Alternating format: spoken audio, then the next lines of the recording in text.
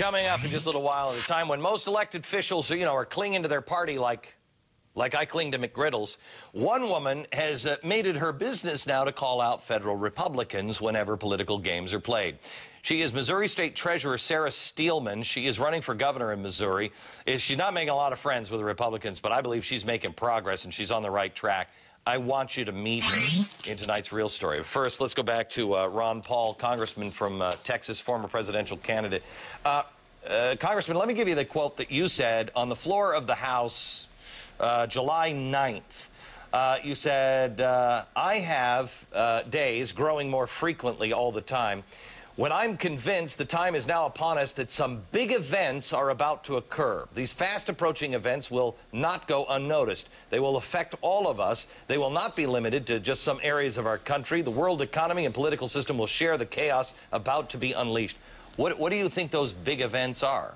I think you alluded to what I'm thinking about earlier on, and that has to do with a crisis, and you brought up the inflation in Germany.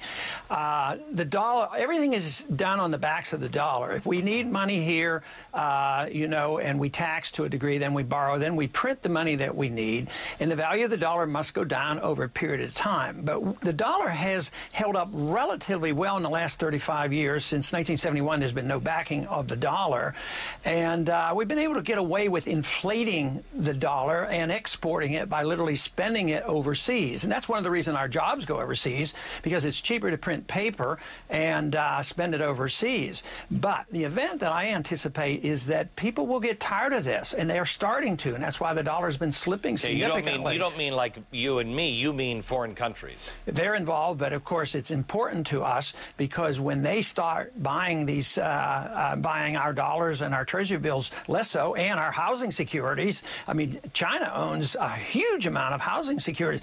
When they start selling those, which they have, our dollar has to go down. When our dollar goes down, prices have to go up. When prices go up, the standard of living goes down, and prices never go up uniformly. And the one thing that you talk about a lot is why are we putting this on the backs of the poor? It's because their income never keeps up with the prices. If all prices went up evenly and salaries went up evenly, it wouldn't be a big deal, but that's not the way inflation works. Some people get richer. Wall Street can get richer, the poor get poorer. There is an elimination ultimately of the middle class with runaway inflation, and the rich can benefit, certainly in the early stages. When a political crisis comes, then of course everybody is threatened, and that's what I fear is coming, because this dollar bubble has essentially been building for 35 years. It's worldwide. It's never happened before.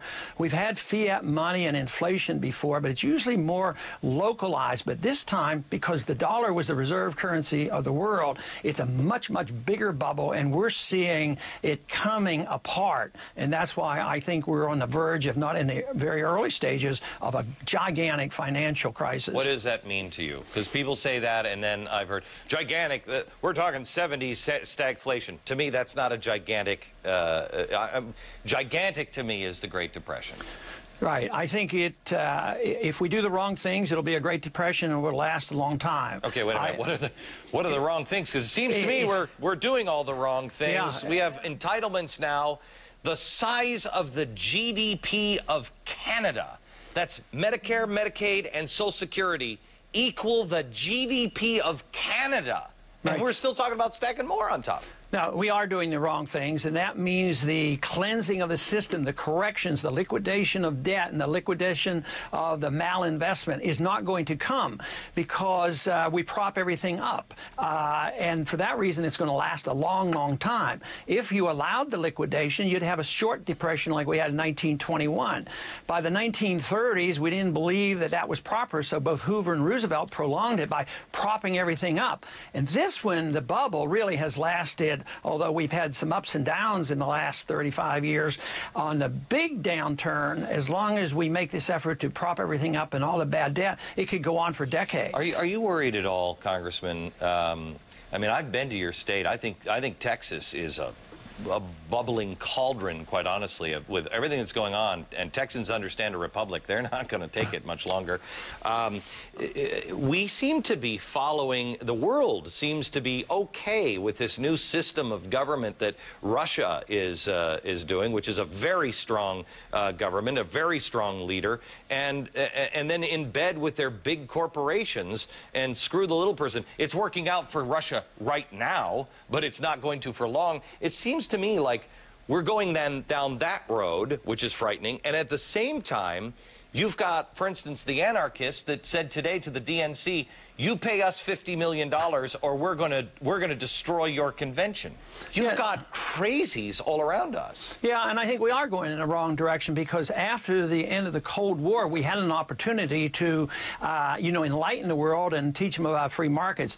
But even with the rhetoric, there's no evidence that the free market has been solidified. What we have is a corporatism, and corporatism is another name for fascism, where if you look at the military-industrial complex, but we have a medical industrial complex too. The medical profession drives, the drug companies, the HMO drive the medical profession, as well as the banking industrial complex. The bankers are in bed with the Federal Reserve, and the politicians are involved with all of those. Yeah. So we're moving at this rate. We're more likely to have a fascist system rather than a communist system. But that's why we have to emphasize personal liberty, what our traditions have been all about, sound money and limited government. We have at least a record that we should look to. Congressman, thank you very much. Thanks for speaking out, and keep fighting up the good fight down there in Washington. I don't know how you do it every day. Thank you.